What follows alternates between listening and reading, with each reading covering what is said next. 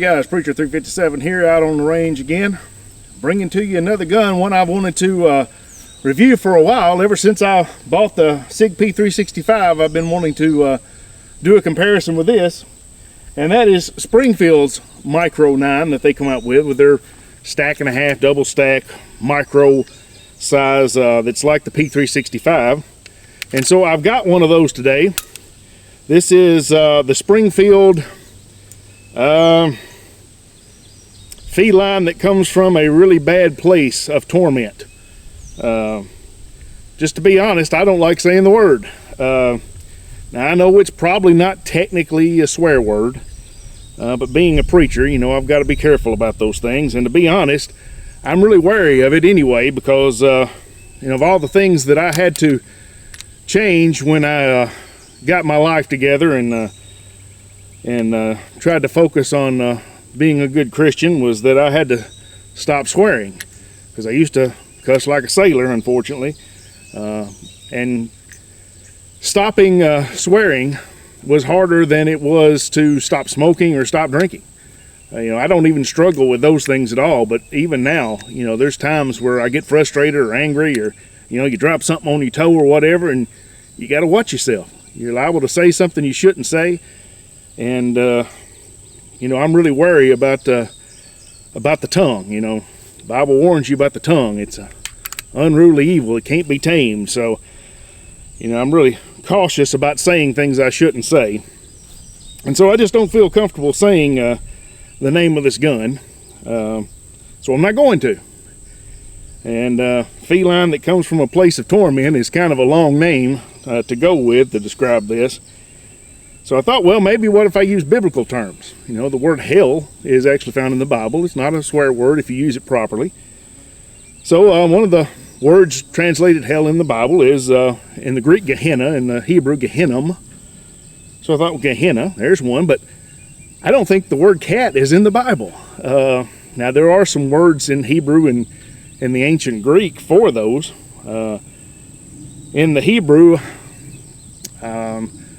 I think it was chatul, but you know, that's kind of hard for a old country boy like me to say. I just can't say that word. So, you know, being a redneck, you know, that's not a good word for me.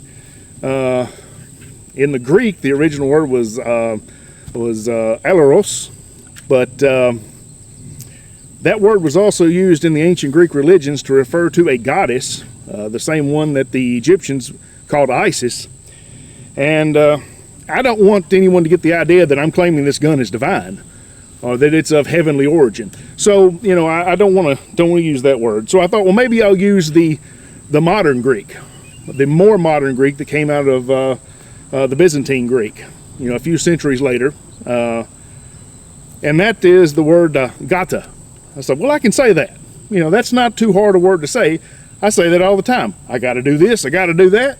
Hey, that's easy for me. So if we just put those together, it would be the Gehenna Gata. Has a nice ring to it.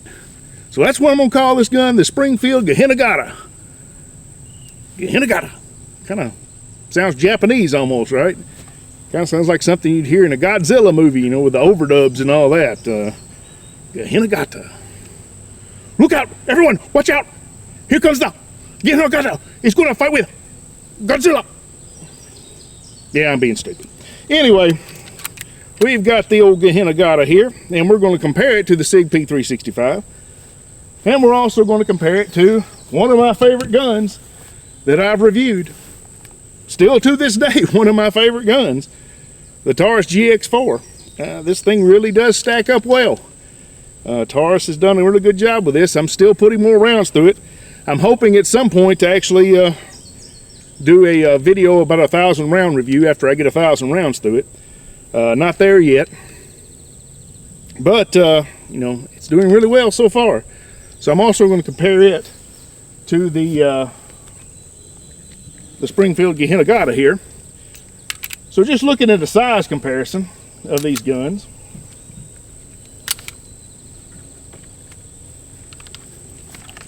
if I put them all side by side, I think you can see that the Gehenna Gata is actually the longest of the three by just a hair.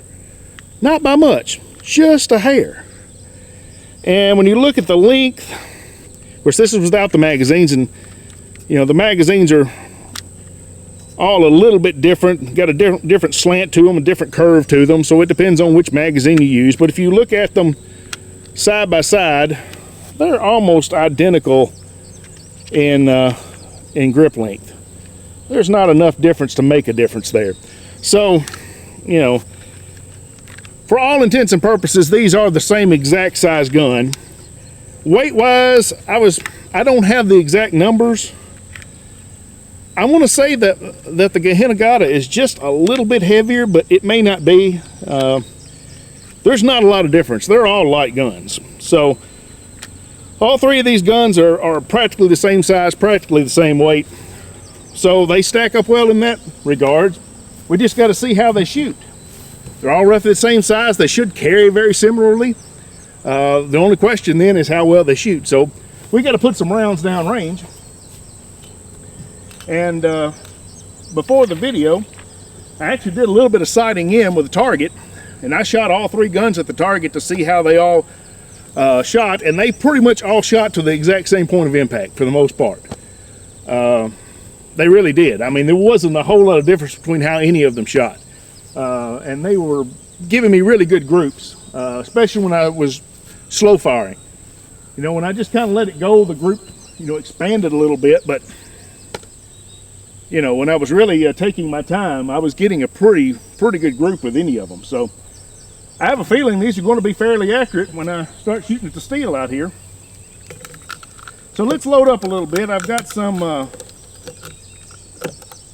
Remington, the green and white box here, the UMC, 115 grains, what we're going to shoot today. And if I run out of that, I got a little bit of Federal over here too, 115 grain. Hopefully shouldn't change the point of impact too much. I've got one of the 11 round magazines, which has the base plate on it with the little finger place on it. I don't know if they have a just flush fit magazine or not. I would think they have a flush fit base plate, but it didn't come with this one. This was actually bought used. I found this one used, and but it looks like it's brand new practically. I couldn't hardly tell it had even been fired. But I've got 3 magazines with this one. I've got 3 magazines with my Sig as well. And then I've just got 2 with the Taurus. And the Taurus only has the flat flush base plate. I don't have any extended base plates for the Taurus. So that's going to be a disadvantage, I guess, a little bit for the Taurus, because the Taurus won't have the extended base plate for me to get a better grip on it. I've got to use the flush base plate and the shorter grip, so that actually makes it harder. So we'll see if the Taurus can still keep up like it normally does. Let's go ahead and do a little bit of shooting here. This is the 11 round mag first. We'll use it first. It has the base plate on here with the finger groove on it. And we'll just go over here, start on the plates over here. I'm sure at some point we'll lob over there at 80 and 100 yards. Let's just start over here and see if I can hit anything with it. This U-notch back side, rear side is weird. It's a different way of doing things, but it's not too bad. Fairly intuitive.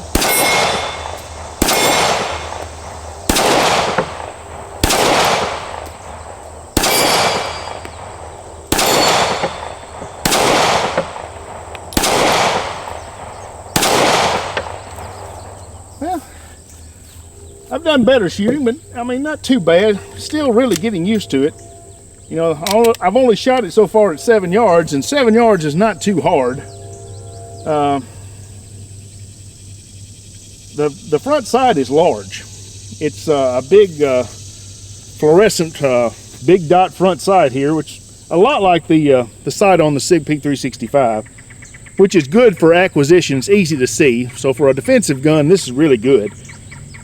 For precision shooting at 20 yards, not as great, because it pretty much covers up your target at 20 yards, unless it's really, really big. So you know, it's not made to be a precision gun. You know, the shooting I'm doing out here would not be very acceptable if I had a competition gun out here with a 6-inch slide and full size and had some weight to it and, you know, a hair trigger. You know, that would be horrible shooting. But with something like this, a little short barrel like this, you know, that's not too bad, I guess, especially not being used to this sight system here. Let's try a little bit more here, see if I can hit these smaller plates. I don't know if I'll ever figure it out or not. There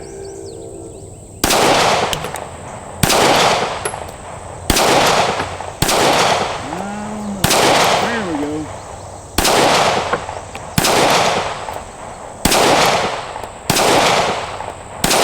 Yeah, I think I just grazed him, but I'm gonna call that. So anytime you hit those little plates, you're not doing too bad, because this sight is bigger than those plates at this distance. Go out here to 35, see if I can hit this target out here. The answer is no. Let's see what I'm doing. There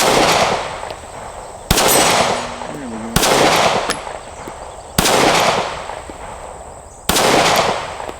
Well, I'm not sure where I'm going. Let me aim a little lower. Can't see where I'm missing. There we go. Not sure where I was pulling it to. Yeah, the further you get out of distance, though, the less room for error you've got, obviously. And maybe I'm just not getting that U lined up properly. The idea is to get the circle in the U perfectly, I guess. And maybe I'm just not quite doing that. I'm gonna lob one over here at 100 yards, just see if I can maybe hit this one. I don't know how much I'll have to hold up. I'm not sure how flat it will shoot with this little 3-inch barrel. I believe I hit it. I think I missed that one though. So, you know, not too bad. Not too bad. I don't know if I'm shooting it at distance as well as I was the other ones. At 7 yards, I couldn't tell much difference, but once I went out a little bit further, it seemed like I was having a little bit more trouble with it. But let's just do a quick comparison. I load up 10 rounds in the GX4 and 10 rounds in the Sig P365, and we'll just see how I shoot them in comparison. See if I do any better or any worse.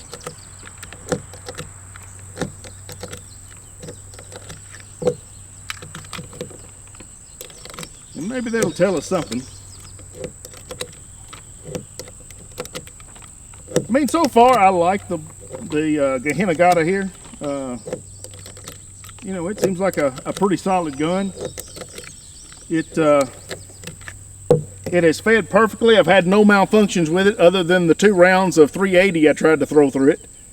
When I first sighted it in, I accidentally loaded up 2 rounds of 380. Well, I actually loaded up a whole magazine of 380, but I shot 2 rounds before I figured out what was going on with it. I didn't realize I had a box of Remington green and white box in 380, and it was mixed in with my 9mm, and I just grabbed it and started loading without even paying attention to what I was loading up. And of course it shot them fine, but it, you know, the 380 wasn't enough to cycle the slide, and so I had 2 malfunctions. Like, why is this malfunctioning? And I eject the round and look at it, I'm like, well, that's not a 9mm. So don't get distracted. I was busy trying to plan out all this stuff on the range here and get cameras set up and get everything done, and I was in a hurry, and you need to watch yourself. Well, that's the wrong magazine, wrong gun. I need the Sig. See what I'm doing? Need to be paying attention when you're shooting, when you're loading up. You don't want to load the wrong ammo in there. Obviously loading 380 is not the end of the world in a 9mm, but it shouldn't have been done. I should have caught myself before I did it, because it's pretty obvious if you're paying attention that you got the wrong ammo. But you know, what happens sometimes, unfortunately. Luckily, no harm done here, but you know, if it'd been some other ammo, it could have been. You know, especially when you get into ARs with your 300 blackout and your 223s. But anyway, let's see if I can shoot the Sig any better.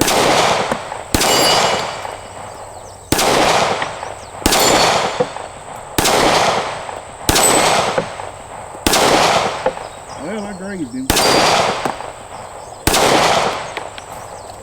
I didn't get to that last plate and get him, but all in all, I think I shot that a little bit better, but I've had that gun for 6 months too. It's not the first time I've shot it, so it's probably not fair, but seems like I shot the Sig a little bit better than the Gehenna Gata there. Let's try the GX4. See if I can still shoot this thing well.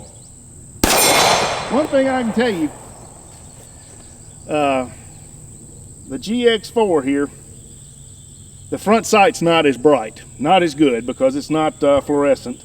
It's just a standard white dot. Most of the times when I've been shooting the GX4, it's been a lot better, but I'm really late in the day right now. So this is the first time I've really noticed the difference in the brightness of the front sights on those guns versus this one. So if I'm going to carry this gun, if this ends up being a carry gun, which it might be, I don't know, it might replace the 365, who knows, or at least be used in tandem with it at times. I'll probably look at putting some sort of night sights on there, something brighter on that front, because that was very noticeable when I pulled it up. It was a lot harder to see that front sight. All right.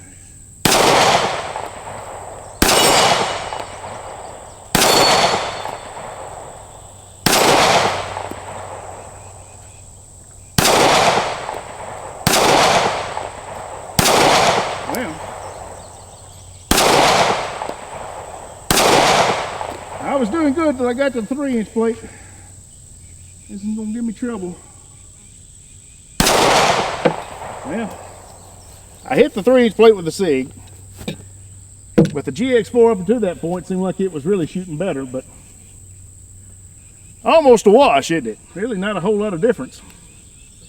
You know, the Sig and the GX4 are great guns. I'm gonna be honest, I shoot them a little bit better than this Gehenna Gata. Gato is Spanish. I actually threw some Spanish in there. Gotta watch out. I'm using Greek, not Spanish. Gehenna Gata. So I really think I like the other two better than this one. A friend of mine in the comments of the photo the other day I posted when I picked this up said he'd had one. Well, it was Daryl, the guy who's let me borrow guns. He said he used to have one. He never liked this U rear sight. Never could get used to it, so he got rid of it. And I can kind of see that. It's not bad. It's fairly intuitive. It's not hard to use, but I guess it just takes a little bit more practice. All right, I'm going to load up a little bit more here and load up 3 more mags of ammo for the Springfield. And then I'm going to let you guys go, because I am starting to get extremely warm out here. It's actually cooler today than it has been, but it's still very, very humid. And I am sweating something fierce. I'm sure you can tell on the video. But I'll shoot 3 more mags here, and then I'll let you go. Kind of give you my final thoughts, but I don't think they're going to change very much. I think the Gehenna Gata here is a good gun. I think it's a good option. If you like that sighting system, I mean, I'm sure there's quite a few people that prefer this gun to the Sig or to any of the other options out there. There's a lot of really good options out there. The Springfield Gehenna Gata here is you know, been a very popular gun. I don't know which one is the most popular.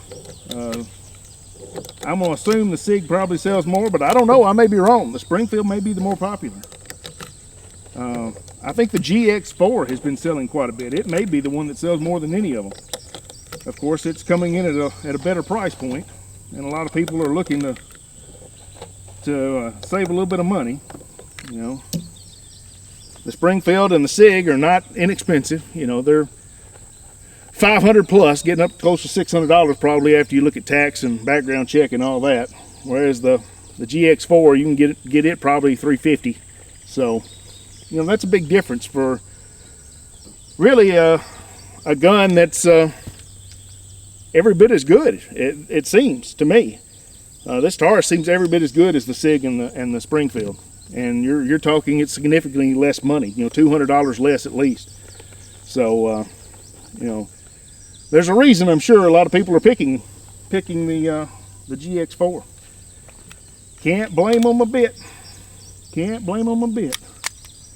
All right, let's go out here to 100 yards and 80 and just see what we can do again. I hit it once, maybe I can hit her again.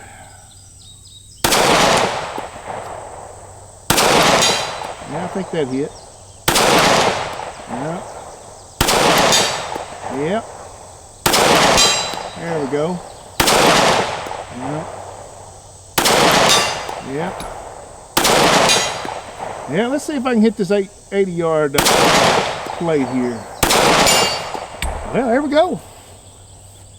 I mean, I can't complain with that. A little subcompact 3-inch barrel, and I'm shooting out at 180 yards. You know, what do you expect? You know, you can't fault that at all. Let's go back over here a little bit. 2 magazines left. Then I'll be quiet. All right, let's see if we can hit anything over here again.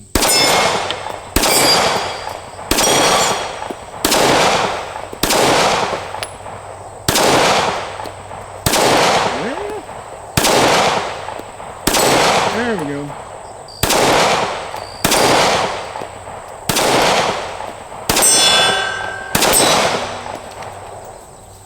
Maybe I'm getting a little bit better with it. It's feeling a little bit better. Becoming a little more natural, I think. And sometimes that's part of it. You just have to get past that initial stage where you're trying too hard.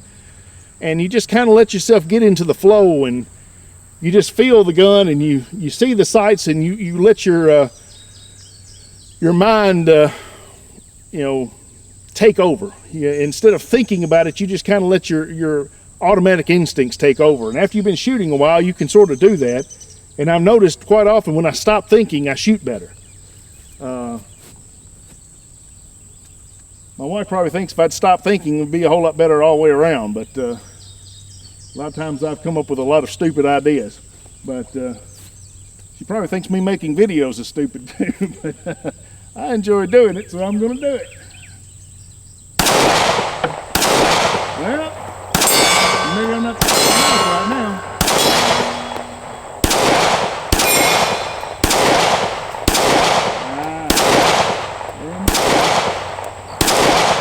Well, now I done lost it. I get to blabbing and talking, and then I get out of the rhythm. Get out of the rhythm. See, y'all done messed me up.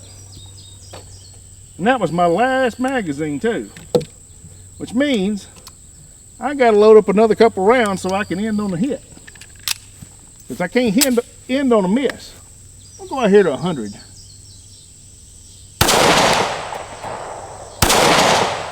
All right, got to load up a couple more. It'd been nice to end on a hit at 100 yards, but so be it.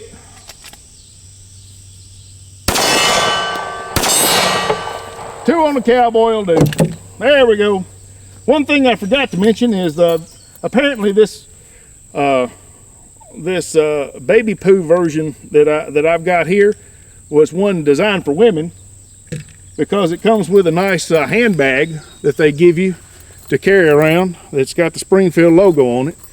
So obviously, being a man, I'm not going to carry that thing around. That's if you're a woman, I'm sure you like that. So anyway, guys, one other thing I forgot to say is make sure you check out the description in this video and all the videos I post. There'll be a link there for a discounted membership to the GOA, Gun Owners of America.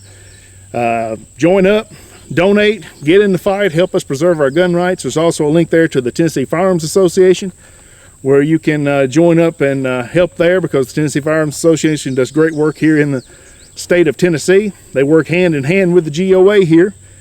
And the Tennessee Firearms Association has their annual meeting coming up September 3rd, 2022.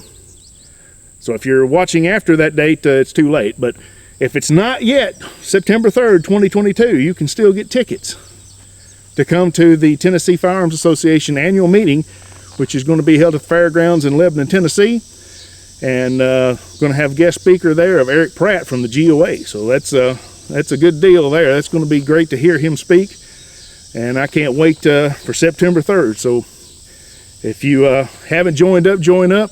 The GOA, the TFA, if you live in Tennessee. And if you live in Tennessee, think about coming out to the annual meeting as well and supporting our gun rights. Guys, appreciate y'all. Take care of yourselves. God bless you. Y'all take care.